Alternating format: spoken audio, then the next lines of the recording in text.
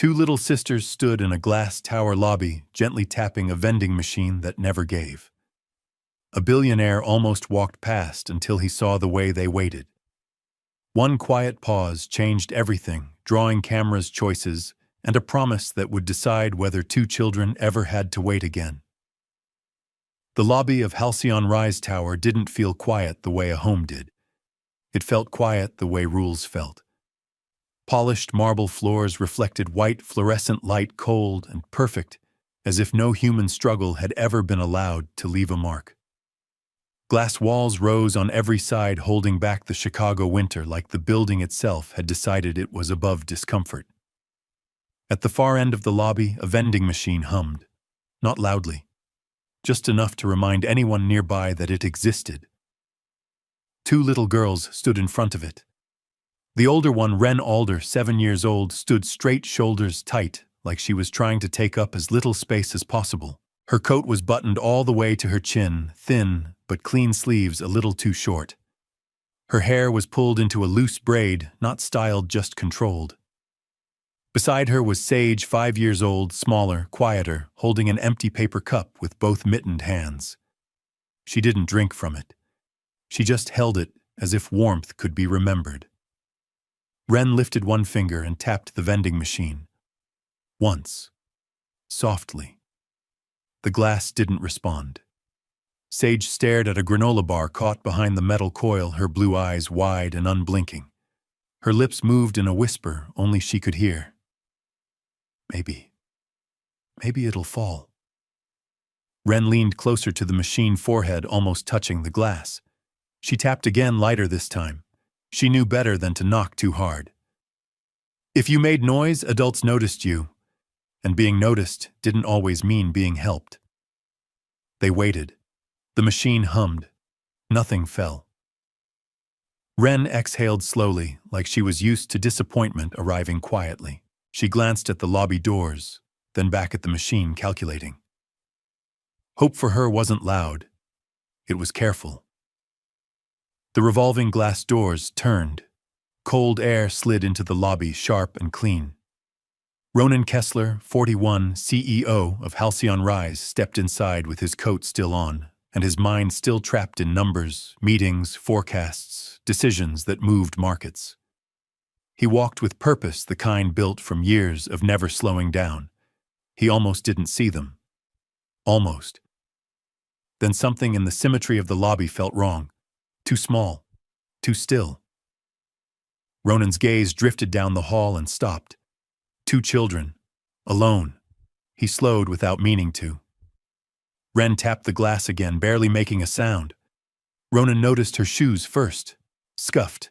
The toes worn thin. Too small, like they'd been outgrown and kept anyway. He noticed Sage's empty cup, next held carefully, like it mattered. They weren't playing. They weren't waiting for an adult. They were waiting for luck. Ronan stopped walking. For the first time that night, he stood still. Upstairs, food trays from executive meetings were thrown away without a second thought. Down here, a child was hoping gravity might be kind. Ren knocked again, so soft it was almost an apology. Ronan felt something tighten in his chest. He walked closer, then crouched a few feet away, lowering himself so he wouldn't tower over them. "Hey," he said quietly. Ren froze.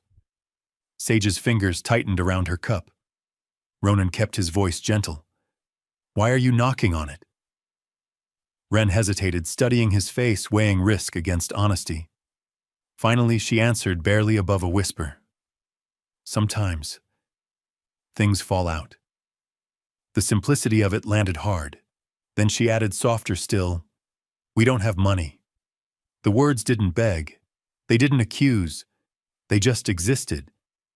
And in that moment, something in Ronan shifted, subtle, permanent. Ronan reached into his pocket and pulled out cash. Ren didn't look at it. Her eyes stayed locked on the vending machine, like turning away might break the fragile possibility she was holding together. Ronan fed the bills into the slot. The machine accepted them immediately. No hesitation, no judgment. He pressed a button. The lobby filled with sound. Clatter, Clatter. Snack bars dropped into the tray loud in the controlled silence. Sage jumped back, eyes wide. Ren sucked in a breath, frozen between disbelief and fear that this might disappear if she moved too fast. Ronan picked up the snacks and held them out. "These are for you." Ren didn't take them right away. She stared at his hands, then his face searching for the rule she hadn't been told yet. Adults didn't usually give things without expecting something back. Slowly, carefully, she accepted the food. She held it against her chest like it was fragile. Sage opened one bar, took a single bite, then folded the wrapper closed with precision and saved the rest. Ronan noticed. He said nothing. Children only learned to do that when they'd learned food didn't always come back. Ren glanced toward the glass doors as if waiting for someone else to arrive. Someone to explain this. Someone to take responsibility. No one came. The moment stayed. And standing there watching two girls hold food like it was temporary, Ronan realized this wasn't just hunger. This was a life shaped by waiting. And for reasons he didn't yet understand, he knew he wasn't walking away from this. Ronan was still crouched when he sensed someone else nearby. Not footsteps, no heavy approach, no sudden interruption. Just presence steady and measured like a lighthouse you didn't notice until the water got rough. A woman stood a few yards away in a dark security jacket, hands folded in front of her, posture calm. Her eyes moved first to the girls, then to the snacks in Sage's hands, then to Ronan without judgment, without surprise. Inez Calder, 36, head of night security. "I was wondering when you'd see them," she said quietly. Ronan looked up, his jaw tightening. "You knew they were here." Inez nodded once. "They've been around the lobby on and off tonight. They didn't touch anything. Didn't bother anyone. Just stayed near the vending machine." Ren's fingers curled around the wrappers as if the plastic could protect her. Sage pressed closer to her sister's side, eyes fixed on Inez like she was trying to decide whether this was the moment things turned bad. Inez didn't step closer. She lowered herself to one knee at a respectful distance, not crowding, not cornering. "You're okay," she told them softly. "You're not in trouble." Ren didn't answer, but something in her shoulders eased barely, like a lock releasing one click.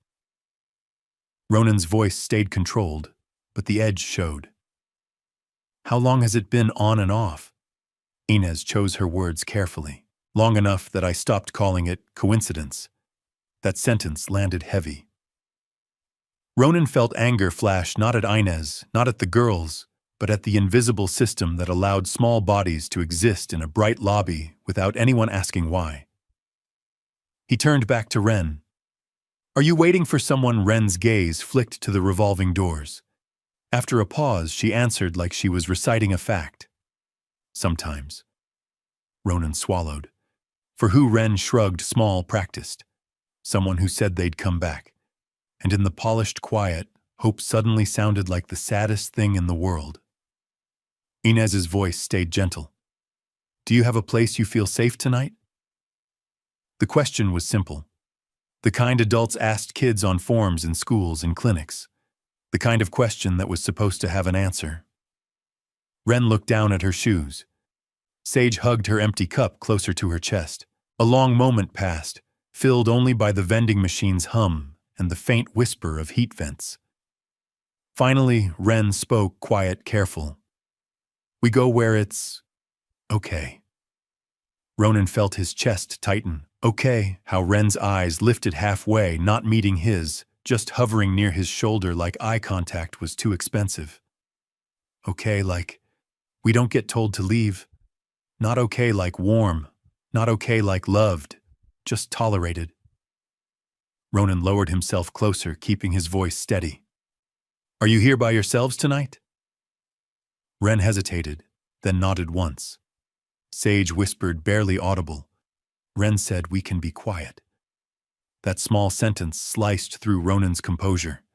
Because it wasn't just a strategy, it was survival learned and repeated until it became personality. Ronan glanced at Inez. Did anyone try to talk to them earlier? Inez's expression tightened with regret. I watched first. I didn't want to scare them. Kids like this, if you move too fast, they disappear. Ren's chin lifted a fraction at that word. Disappear. Ronan looked back at the girls. You're not in trouble, he said firmly. But you shouldn't have to solve tonight by yourselves. Ren's mouth pressed into a thin line as if she'd heard promises before. People say stuff. Ronan didn't argue. He didn't ask for details. He didn't demand trust. He just nodded like he respected her caution. Then let's do this the right way, he said. Ren blinked. Right way, Ronan held her gaze gently. With help. With paperwork. With people whose job is to keep kids safe. Sage's eyes widened, fear flickering. Ren's breath hitched just once. Ronan saw it and adjusted immediately. No one is taking you anywhere without explaining everything he said, and you get to ask questions. Ren stared at him as if you get to was a language she'd never been taught. Inez spoke into her radio voice, low and professional. Within minutes, the lobby doors turned again, not with urgency, not with authority, but with calm. A woman stepped inside wearing a simple coat and a visible badge she didn't wave around. She moved like someone trained to be steady when everyone else panicked. Leora Finch, 33, child welfare advocate. She didn't go to Ronan first. She went to the girls. She knelt at their level hands, open on her knees, leaving space like it was a gift. Hi, she said softly. My name is Leora. I help kids make sure they're safe. Is it okay if we talk for a minute? Ren's eyes snapped to Ronan. Ronan nodded. I'm here. That seemed to anchor her. Ren nodded once, small, controlled. Leora didn't ask for a story. She asked for comfort. Are you cold? Are you hungry? Do you feel safe sitting right here while we figure things out? Sage finally spoke, voice tiny. Can Ren sit by me? Leora smiled gently. Yes, of course. Ronan felt something shift watching it. How quickly dignity returned to the room when adults acted like children were people, not problems. After a few quiet questions, Leora stood and stepped aside with Ronan and Inez. They can't stay in this lobby overnight, she said. But we can arrange emergency placement, warm, supervised, proper paperwork. No surprises. Ronan didn't hesitate. Tell me what you need. Leora's gaze sharpened, professional fare. This has to be about them. Not about your image. Not about you feeling better. Ronan nodded. I understand. And he did because Ren was watching from across the room. Not asking for rescue. Just asking silently whether adults could finally be predictable. Leora lowered her voice. We move slowly. We explain everything. We give them choices. Ronan glanced back at the girls. Ren was holding Sage close, and for the first time, Ronan understood. The real emergency wasn't the cold outside. It was the habit of waiting inside a child's chest. The car waited at the curb like a held breath. No flashing lights. No urgency. Just warm interior light spilling onto the snowy sidewalk, quiet and patient. It didn't feel like rescue. It felt like an option. Ren stopped at the edge of the pavement. She stared at the open door, measuring distance, risk, consequences. Sage stayed close, fingers curled into Ren's sleeve, her empty paper cup now folded and tucked into her coat pocket. Ronan noticed how neither girl rushed. Kids who had been hurried before learned to distrust speed. You don't have to get in yet, Ronan said calmly. We can wait. That mattered. Ren looked up at him, surprised not by the kindness, but by the lack of pressure. She glanced at Leora, then at Sage. Sage nodded once, a small, serious nod. Ren took a step forward. Inside the seat was warm. Sage touched it with one mittened finger, then pressed her palm flat against it, eyes widening slightly. Heat without conditions, comfort without asking. As the door closed, the city slid past the window in streaks of white and gold. Snow caught the streetlights, turning the night soft. "It's high," Sage whispered. Ronan smiled faintly. "Yeah." She didn't mean elevation. She meant possibility. Ren watched Ronan from the corner of her eye, her body still tense, still prepared. Then she asked the question that had been waiting behind every quiet moment. "You won't leave us there?" "Right," Ronan answered immediately. "No. No explanations. No conditions. Just no." Ren nodded slowly, filing it away like a promise she might test later. Sage leaned back into the seat for the first time that night, and Ronan realized nothing he'd ever signed or owned had weighed as much as two children choosing carefully to relax. Ronan's penthouse lights were dimmed before they arrived. No sudden brightness. No overwhelming silence. The girls stepped inside and froze. Glass walls, city glow, clean lines, and open space that felt too large, too expensive, too unreal. Everything whispered, "This isn't for you." Sage stayed near the door. Ren's voice came out barely audible. "We don't belong here." Ronan knelt immediately, habit forming faster than thought. "You belong wherever you're safe," he said. Leora stepped in, gently setting boundaries with care. "You get to choose where you sit. Doors stay open. No one has to do anything they don't understand. Choice again." Ren chose the couch, but only the edge. Sage climbed up beside her feet, tucked under, still clutching the snack wrappers like proof the night had happened. Ronan brought a small blanket folded neatly and placed it beside them, not over them. Ren noticed. After a moment, Sage pointed down the hallway. "Is that a bed?" "Yes," Ronan said. "If you want." Ren hesitated. Soft things sometimes came with rules. "Just for tonight?" she asked. "Yes," Ronan replied. "Just for tonight." That answer landed right. In the guest room, Sage sat on the mattress like it might move on its own. Slowly, she lay back. Ren sat stiffly at first, back straight, eyes open. Ronan stayed at the doorway. Then Ren asked the question he hadn't prepared for. "Will you still be here in the morning?" The city hummed beyond the glass. "Yes," Ronan said.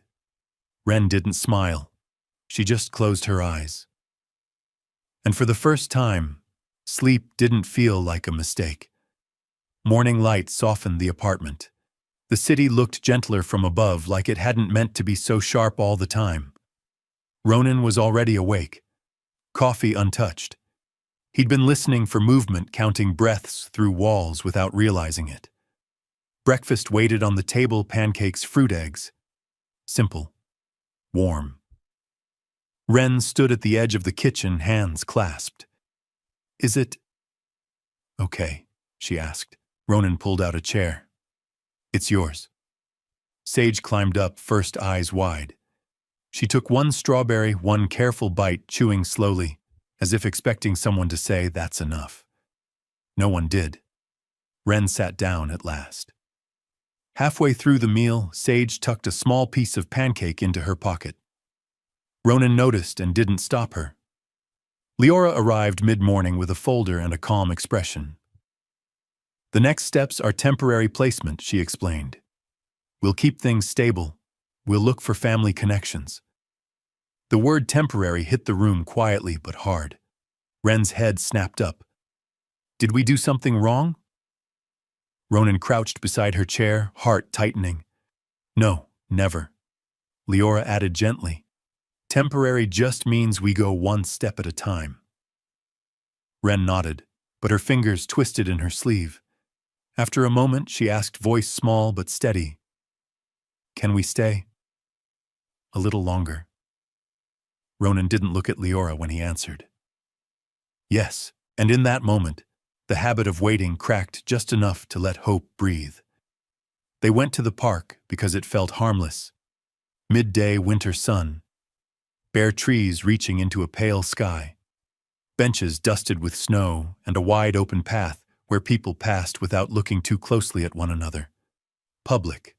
Safe. Approved by Leora. Ren walked between Ronan and Sage, her small hand wrapped around Ronan's finger. Not gripping. Just there. Like a habit she hadn't noticed forming. Sage laughed when a group of pigeons scattered at her steps. It wasn't loud laughter. It wasn't free yet. But it was laughter. A thin, bright sound testing the air to see if it would survive. Ronan watched her run a few steps, coat flaring open, then slow down, as if remembering she wasn't supposed to take up too much space. Ren followed careful eyes, always scanning people exits rules that weren't written down. "Did you see that?" Sage asked, breathless, pointing at the birds. "I did," Ronan said. For a moment, the world felt ordinary. Then Ronan felt it. Instinct sharpened before logic could catch up. Across the path, a man stood too still, phone angled just enough, not watching the girls watching him. Near the trees, another figure lifted a camera, pretending to photograph the skyline. Ronan recognized the posture immediately. Attention without consent. His phone vibrated. Mara Sloan. "Ronan," she said tightly, "don't panic. But there's a photo already circulating." Ronan's jaw tightened. He looked down. Ren was tugging gently at his sleeve. "Did you see me run?" He forced a smile. "I did," but his eyes kept moving now. Every face felt sharper, every sound louder. On the way home, Ren grew quiet. Too quiet. She watched Ronan's reflection in the car window, studying his expression like weather. Finally, she asked softly, "Are we in trouble?" Ronan turned toward her immediately. "No. Some people take pictures when they don't understand," he said carefully. Ren nodded slowly. Sage hugged her paper cup again, even though she didn't need it anymore. And Ronan felt the first crack in the calm, the moment when kindness met the outside world. The photo spread faster than explanation ever could. Blurry, incomplete, perfect for guessing. Who is the CEO with two mysterious children? By evening, cameras appeared across the street from the building. Questions stacked on top of questions sharpened for curiosity, not care. Inside the apartment, the girls felt the shift before anyone said a word. Children always did. Ren watched Ronan read his phone, shoulders tense, breath measured. "Are people mad?" she asked quietly. Ronan knelt in front of her eye level. "Some people get loud when they don't know the truth." Sage frowned. "Loud like yelling, loud like guessing," Ronan said. "Ren absorbed that, about us." Ronan didn't deny it. Yes, that honesty mattered. Later that night, Mara Sloan arrived, coat still on tablet in hand. She spoke softly, professionally, choosing words like they were glass. "This won't stop on its own," she said. "If you don't define the story, someone else will." Ren listened from the hallway, pretending to pet Sage's hair. Sage whispered. "Why are they whispering?" Ren answered without looking up. "Grown-up stuff." Mara lowered her voice further. "The board is concerned. Optics, risk. They're asking if this is appropriate." Ronan's eyes hardened. "They're children," "I know," Mara said. "But that's not how everyone thinks." Ronan glanced toward the hallway. Ren met his eyes. She didn't ask questions. She just watched, reading posture, tone, silence. That night, she asked him something that landed heavier than any headline. "Are we making things worse for you?" Ronan crossed the room and knelt. "No," he said firmly. "None of this is because of you." Ren studied his face. "People leave when things get hard." Ronan didn't rush the answer. "I'm not leaving," he said. Sage shifted closer, leaning against his arm. Outside, cameras clicked. Inside, a promise quietly took shape, one that would soon be tested. The boardroom was colder than the park, not in temperature, in intention. Faces that once smiled easily now studied Ronan like a risk assessment. Screens glowed. Coffee sat untouched. Everything felt controlled, deliberate. "We're concerned," one member began carefully. About perception. Another added, investors don't like uncertainty. No one said the girls' names. That absence spoke louder than any accusation. Wesley Grattan, 55, leaned back in his chair, fingers steepled. A pair of unidentified children appearing in your personal life creates complications. Ronan stayed quiet. Wesley continued smoothly. Discretion would be wise. Distance. Let the proper authorities handle it quietly. Ronan's voice, when it came, was even. They are handling it. Properly. Wesley smiled thinly. Everything becomes a headline if you let it. Someone said the word liability. That was when Ronan stood. The chair scraped against the floor loud in the controlled silence. They are not a liability, Ronan said. They are children. Wesley raised an eyebrow. Then don't make it personal. Ronan's eyes hardened. It already is. He didn't wait for permission to leave. Back at home, Wren was coloring at the kitchen counter, careful strokes staying inside the lines. Sage sat beside her, humming softly. Wren looked up the moment Ronan entered. Did I do something bad? She asked. The question cracked something open in him. Ronan crossed the room and knelt. No. Never. Sage whispered, Are they trying to make us go away? Ronan met both their eyes. No one gets to decide that. Wren nodded slowly, then returned to her drawing, but her hand pressed harder now, coloring past the lines. Ronan watched, heart tight. He understood then. This wasn't about winning arguments or managing headlines. It was about one thing only, making sure these girls never felt temporary again. The night after the board meeting, Ronan Kessler didn't sleep. He stood by the penthouse windows, Chicago laid out beneath him, like a circuit board, lights blinking, traffic streaming the city, pretending it didn't have heartbeats. The glass reflected his face back at him, composed, expensive, untouchable. But that reflection didn't match the memory that kept replaying. Two little girls in a lobby that wasn't meant for them. A vending machine humming like an answer that never came.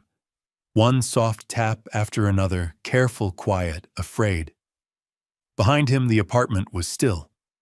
The kind of stillness that held a question inside it. Ronan turned and walked down the hall. The guest room door was cracked open exactly as Leora had advised. No closed doors, no surprises, no sense of being trapped. A small nightlight glowed warm against the walls. Wren lay on her side, hair spilled over the pillow, one hand resting close to Sage's, like sleep still required teamwork. Sage's plush animal was tucked under her chin. Her breathing had a fragile steadiness, as if she was practicing peace.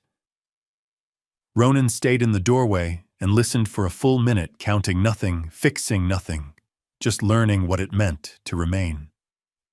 A floorboard creaked under his weight. Wren's eyes opened instantly. Not panic, not tears, just alertness. She sat up slowly like she was trying not to cause anything. Ronan lowered himself to one knee. Hey, I'm sorry, I didn't mean to wake you. Wren blinked, studying him in the low light. Are you leaving? She asked. It wasn't dramatic. It wasn't accusatory. It was practiced. A question that had been asked too many times in too many places. Ronan's chest tightened.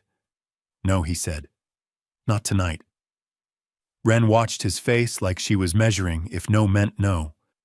From the bed, Sage stirred and rubbed her eyes, then whispered, Is it morning? Not yet, Ronan said softly. Go back to sleep, Sage. Sage's eyes searched him for a second, then she curled back into the pillow. Trust not big, just enough. Wren didn't lie back down. Her voice came carefully. People were loud today. Ronan nodded once. Yes. Wren swallowed. Is it because of us? No, he said, firmer. It's because some people get nervous when they can't control a story. Wren's forehead creased. Story. Ronan chose his words like he was handling glass. A picture of us at the park got out. People are guessing, making things up. And the people who work with me, some of them want me to stay quiet. Wren's eyes drifted toward the door. as if she could already hear the world waiting outside it. "Quiet is safer," she whispered. Ronan felt that sentence land like a bruise. "It can feel safer," he admitted.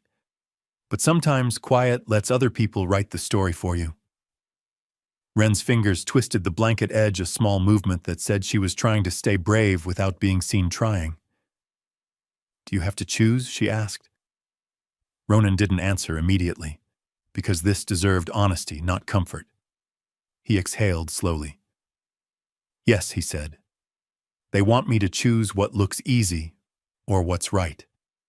Ren looked at him, face-still eyes too old for 7. "And what did you choose?" Ronan held her gaze, voice steady. "I chose you and Sage." Ren's breath caught just once. She didn't smile. She didn't cry. She simply nodded as if filing away proof. A long silence followed. Then Ren asked, almost a whisper, "What happens now?" Ronan's throat tightened. He could move markets with one call, end a negotiation with a sentence. But this was different. Now he said carefully, "We do everything the right way. With Leora. With legal paperwork. With privacy rules that protect you. And with the truth said clearly enough that no one gets to turn you into a rumor." Ren stared at him. "Truth hurts," she murmured. "It can," Ronan said. "But truth can also be a shield." From the bed, Sage's small voice floated out, half asleep. "Shield, like a superhero." Ronan's lips twitched into a faint smile. He lowered his voice even more. "Kind of. But our shield is different." Ren's eyes stayed on him. "What's it made of?" Ronan didn't look away. "Consistency," he said. "And staying." Ren's shoulders loosened a fraction, like a tight knot finally believed it might be untied. Outside, the city kept blinking. The world kept guessing. But inside this quiet room, Ronan Kessler made a decision that didn't fit in a press release. He wasn't going to hide the girls to protect his image. He was going to protect the girls, period. Morning came gently, like the sky was trying not to startle anyone. Ronan made breakfast himself, nothing fancy, nothing staged. Eggs, toast, fruit. The kind of meal that didn't demand gratitude. It just existed, warm and reliable. Ren stood in the kitchen doorway, watching him move around the stove with a careful seriousness. Sage sat at the table in socks, legs swinging, plush animal tucked under one arm like a tiny bodyguard. Sage pointed at the fruit bowl. "Is that for us?" Ronan placed a plate in front of her. "It's yours." Sage took a bite, then paused as if waiting for a rule to appear. When no rule came, she ate again, a little faster. Ren sat down slowly, posture straight, hands folded like she was in a room that demanded good behavior. Ronan sat across from them, not beside, not towering. Eye level mattered. Space mattered.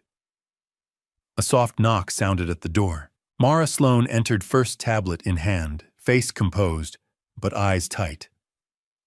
Leora Finch followed, coat still on, calm like a steady heartbeat.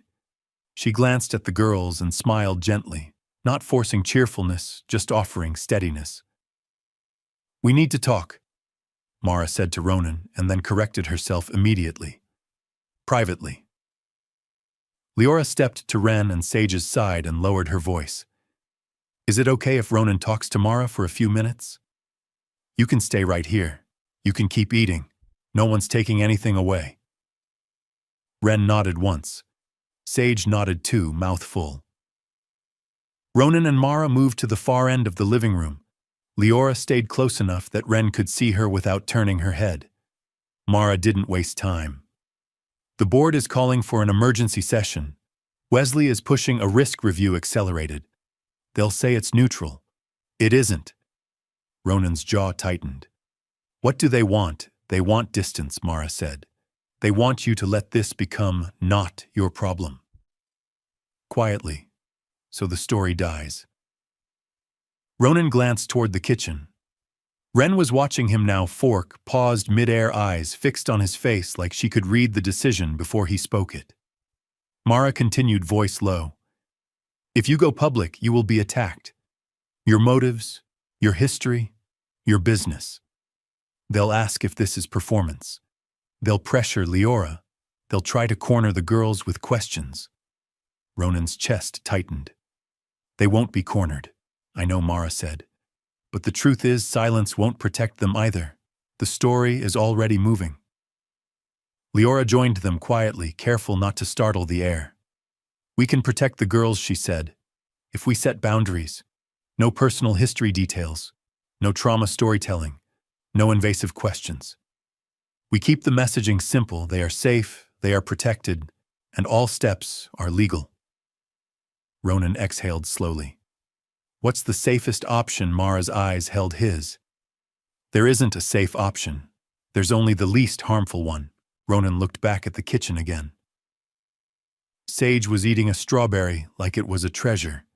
Ren had folded a napkin precisely as if neatness could keep things steady. Ren's gaze met his steady, quiet brave in a way that never asked for applause. Ronan felt something settle in him, a truth he couldn't argue with anymore. He walked back to the table and crouched near Ren and Sage. We're going to do something today, he said gently. Ren's eyes widened slightly. What kind of something? Ronan chose honesty again because honesty was respect. I'm going to tell the truth in public. Sage's mouth opened a little. Like TV. Something like that, Ronan said. Ren's fingers tightened around her fork. Do we have to? Ronan said immediately. You don't have to do anything you don't understand. Leora will be with you. You can stand behind her. You don't have to speak. You can leave whenever you want. Ren swallowed. People will look. Yes, Ronan said, and that's why we're doing it carefully, so looking doesn't become taking. Sage whispered, will they be mad? Ronan shook his head. Some will. But their feelings are not your job. Ren stared at him for a long moment, then asked the question that mattered most. Are they making you choose again? Ronan's voice didn't waver. Yes. Ren's breath hitched. And what did you choose? Ronan met her eyes and answered like a vow. I chose you. Sage leaned into his arm without thinking. Ren didn't move at first. Then slowly she reached out and rested her small hand on his sleeve. Not clinging, not begging, just touching like she was finally allowing the moment to be real. Across the room, Mara watched and exhaled because she understood what just happened. This wasn't optics. This was commitment in daylight. The press room wasn't loud at first. It was tense. 100 conversations stacked on top of one another, each one trying to be the sharpest. Cameras lined up like metal eyes. Microphones crowded the podium like they expected a performance. Mara Sloan moved with quiet authority, placing people where they needed to be, setting boundaries with a calm that didn't invite argument. Security was present, but not aggressive, not theatrical. Just enough to keep the space controlled. Leora arrived with Ren and Sage, both girls wearing simple winter sweaters, warm, clean, unbranded. Nothing flashy, nothing staged. Ren's hair was neatly braided now, not for beauty, but for comfort. Sage clutched her plush animal under one arm, fingers curled into its fur like an anchor. Ronan stepped up to the podium. The room surged, voices rising. He waited. Not because he enjoyed power, but because silence was the only way to make truth audible. When the noise lowered, Ronan adjusted the microphone and began. I'm here to tell the truth, he said, voice calm. Not as a CEO, as a person. Cameras clicked. He didn't talk about himself first. He talked about the lobby. The Halcyon Rise lobby is quiet, he said. It's designed to be perfect. And a few nights ago, I realized perfection can hide things. He took a breath. I met two sisters, Ren and Sage Alder, by chance. They were alone. They needed help. We followed every lawful step, guided by licensed professionals to make sure they were safe. A reporter shouted, "Are they your children?" Ronan didn't flinch. He didn't let the question turn them into a scandal. I am not their biological parent, he said clearly. But I am choosing responsibility. I am pursuing legal guardianship within the system with oversight and with their best interests at the center. The room shifted. That sentence didn't fit the usual headline shape. It was too clean, too direct. Another voice snapped. Is this a publicity move? Ronan's eyes stayed steady. His voice stayed even. If you think caring for children is a strategy, he said calmly, that says more about you than it does about me. Silence moved through the room, uncomfortable and honest. He continued before noise could return. These girls are not a secret, Ronan said. They are not a rumor. They are people, and they deserve privacy, dignity, and safety. He didn't share personal details. He didn't turn their past into content. He didn't offer pain for clicks. He offered protection. Then something small happened, almost invisible. Ren tugged Leora's sleeve. Not desperate, not panicked, just a quiet request. Leora crouched and whispered, "You don't have to say anything." Ren whispered back, and Leora's eyes softened with surprise. She looked at Ren's face, searching for pressure, for fear. There wasn't any. Just determination that came from finally being allowed to speak without being punished. Leora nodded once and guided Ren forward. Ren stepped toward the podium like the microphone was a cliff. It was too tall for her. Ronan knelt beside her without thinking, bringing the world down to her height, making sure she wasn't alone at the edge of attention. Ren placed both hands on the podium, small fingers gripping the edge. She looked at the room full of adults and cameras, and her voice came out soft, but clear. "I used to think nobody could see us," she said. The room leaned in. Ren didn't tell stories that didn't belong to them. She didn't describe pain. She didn't offer details to satisfy curiosity. She offered truth. "I used to wait." Ren continued, swallowing once. Wait for someone to come back. Wait for things to get better. Wait for grown-ups to notice. A camera shutter clicked, then stopped like even the machines hesitated. Ren glanced at Sage, who stood behind Leora, clutching her plush animal. Sage nodded, small, serious, brave. Ren looked back at the room. "Now," she said, "we have a place to sleep, and people who explain things. That makes me feel safe." She paused, then added one more sentence, quiet as snow. "And I don't want to be a rumor." The words landed like a bell in a quiet church. Ronan's throat tightened. He didn't speak over her moment. He didn't steal it. He just stayed beside her, steady. Sage stepped forward half a step, not to the microphone, just close enough to be seen. Ronan turned his head slightly and whispered, "You're doing great." Ren stepped back. Leora guided her gently to safety. Mara's hand hovered near the girls, not touching, just ready. The room for a moment didn't know how to turn that into a headline. Because it wasn't a headline. It was a child standing in dignity, asking the world to stop guessing. And for the first time since the vending machine, the story belonged to them. The applause never came. That was what surprised Ronan most. The press conference ended not with cheers, but with a hush that lingered, heavy, uncertain, as if the room itself was trying to understand what it had just witnessed. Cameras powered down slowly. Reporters glanced at one another, realizing there was no sharp angle left to carve. Outside, the noise returned. Headlines multiplied. Opinions bloomed like frost. Some praised Ronan's clarity. Others questioned his motives with polite words, sharpened just enough to cut. But inside the penthouse, the world moved at a different speed. Ren sat on the living room rug, lining up colored pencils by shade.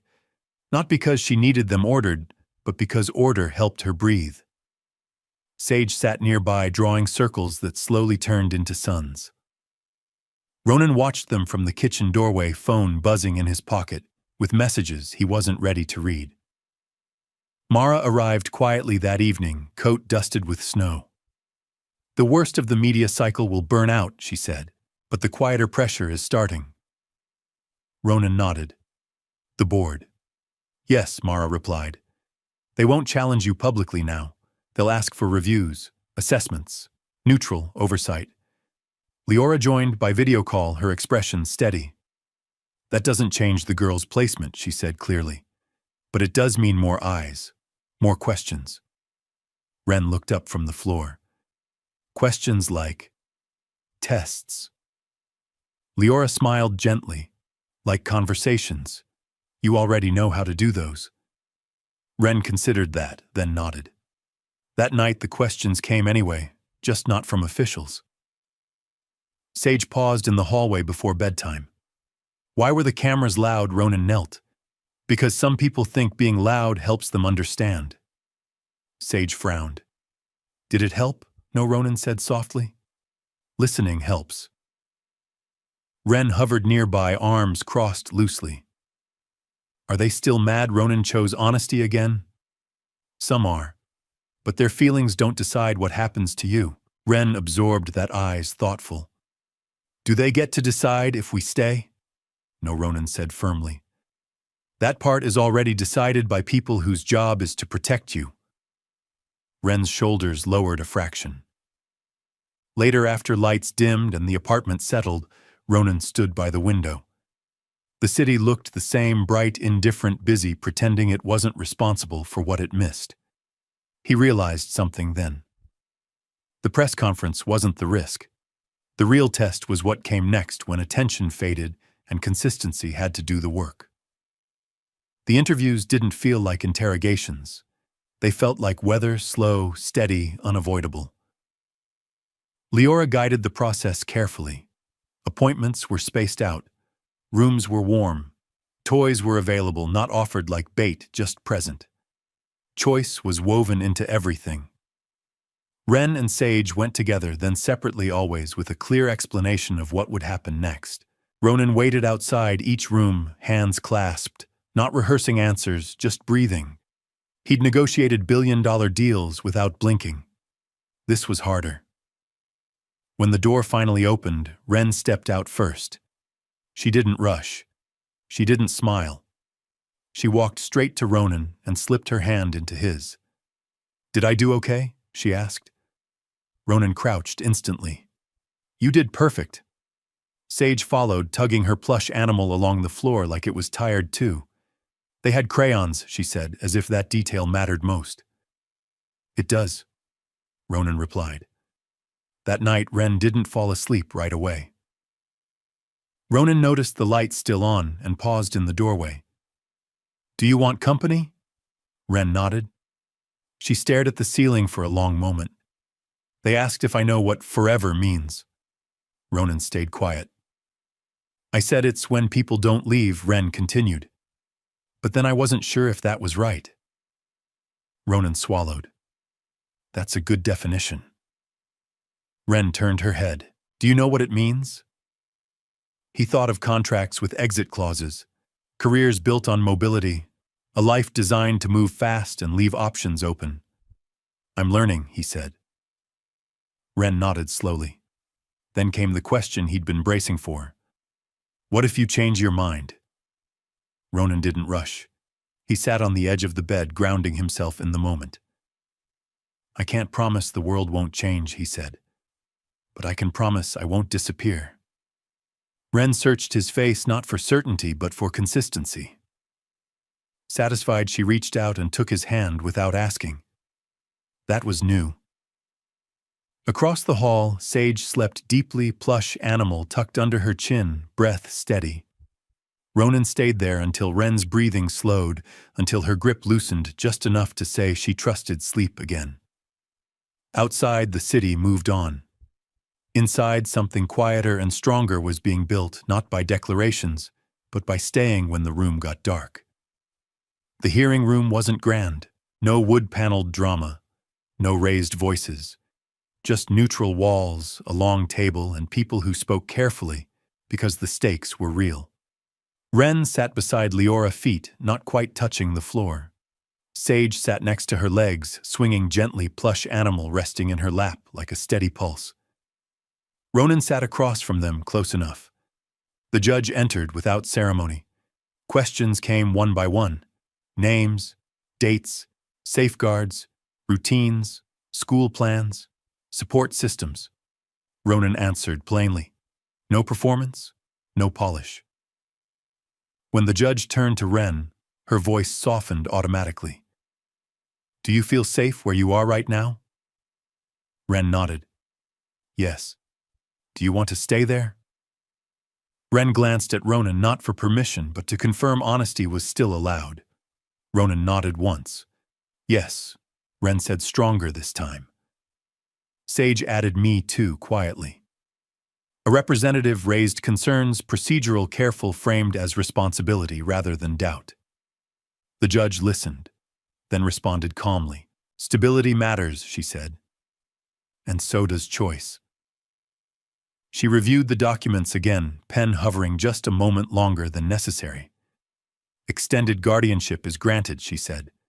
Continuity will be maintained, no disruptions. Ronan exhaled slow and deep like he'd been holding his breath for weeks. Outside the building, winter sunlight fell across the steps. Ren stopped and looked up at him. So, we're not waiting anymore. Ronan knelt beside her, smile soft but certain. No.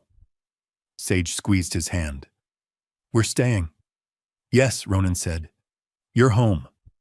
Ren smiled, not wide, not loud, real. The world hadn't changed overnight. There would be more paperwork, more patience, more days that asked for steadiness instead of courage. But something essential had shifted. Two girls no longer measured time by waiting, and a man who once ruled glass towers had learned something the city never taught him, that staying is the bravest thing you can do. Life didn't change loudly after the hearing. There were no celebrations, no dramatic music moments, just mornings that arrived without fear and nights that didn't need counting. Ren stopped lining her shoes beside the bed. She left them by the door like the apartment would still be there when she woke up. Sage stopped saving half her snacks. Sometimes she still paused before finishing a cookie, then shrugged and ate the rest like she was relearning a rule she never should have had to learn. Ronan noticed everything. He didn't comment. He didn't correct. He let change arrive in its own time. Paperwork continued. Meetings with Leora became less frequent, more routine. The word temporary appeared less often in conversations, slowly losing its sharpness. One evening, Ronan found Ren sitting on the living room floor, drawing carefully. Two figures stood beneath a bright sun. Then she added a third, smaller, closer. What's that one? Ronan asked gently. That's Sage, Ren said. She doesn't like being far. Ronan smiled. Ren hesitated, then asked, Are people still talking? Some, Ronan said honestly, but quieter now. Do they still get to guess? She asked. They can guess, Ronan replied, but they don't get to decide. Ren considered that for a long moment. Then she nodded and went back to drawing, pressing lighter this time, staying inside the lines because she wanted to, not because she had to. Later, as Ronan tucked them in, Sage whispered sleepily, Tomorrow feels normal. Ronan paused at the doorway. Normal. He realized that was the greatest gift he could offer. Not rescue, not spectacle, but days that didn't require bravery just to exist. Nearly a year later, Ronan brought the girls back to Halcyon Rise Tower. The building looked the same, glass and steel fluorescent lights, polished marble that reflected everything except memory. But the girls were different. Ren walked with her shoulders relaxed, now her braid neat and confident. Sage's coat fit. Her shoes were new but already scuffed from being worn hard from living. They stopped at the far end of the lobby. The vending machine was still there. Same hum. Same faint flicker in the glass. Ren stood in front of it, hands in her pockets. She didn't knock. Sage tilted her head. It's smaller, she said. Ronan crouched beside them. Or maybe you're bigger. Ren smiled faintly. I used to think it was mean. The machine, Ronan asked. She nodded. It never gave us anything. Sage looked up at him, thoughtful. I'm glad. Ronan frowned gently. Why? Sage took his hand. Because if it had... You wouldn't have seen us. The words landed softly, but they stayed. Ronan closed his eyes for a moment, then opened them. I see you, he said. Ren reached for Sage's hand. They turned away from the machine and walked back through the lobby, not because the place had changed, but because they had. No waiting. No knocking. Just moving forward. That night back home, Ren spread her homework across the table while Sage colored beside her, humming softly. Ronan answered emails nearby, not urgent ones, not the kind that controlled his nights anymore. At one point, Sage looked up. Can I have an apple? Ronan smiled. You don't have to ask. Sage grinned. I know, I just forget sometimes. She took the apple anyway. Later, as Ronan tucked them in, something Ren insisted she was too old for but never protested, Ren asked quietly, Do you miss your old life? Ronan considered the question carefully. I miss being less afraid, he said honestly. But I don't miss being alone. Ren nodded, satisfied. As the lights dimmed, Sage whispered, I'm glad the machine didn't work. Ronan paused in the doorway. I know, he said, because if it had. Ren added softly, You wouldn't have seen us. Ronan stepped back into the room and knelt beside their beds. I see you, he said again. I always will. The girls fell asleep without checking the door, without listening for footsteps, without waiting. Outside, the city continued to rush to guess to miss things. But inside that quiet apartment, something permanent had taken root. Not luck, not charity, not an accident. Just one person who stopped, and two children who no longer had to wait. Did this story leave a lasting impression on you? We'd love to hear your thoughts. Leave a comment, rate it from 1 to 10, and tap the end screen to see another heartwarming story waiting for you. Don't forget to like, share, and subscribe, then tap the bell icon so you don't miss any new stories. Until our next story.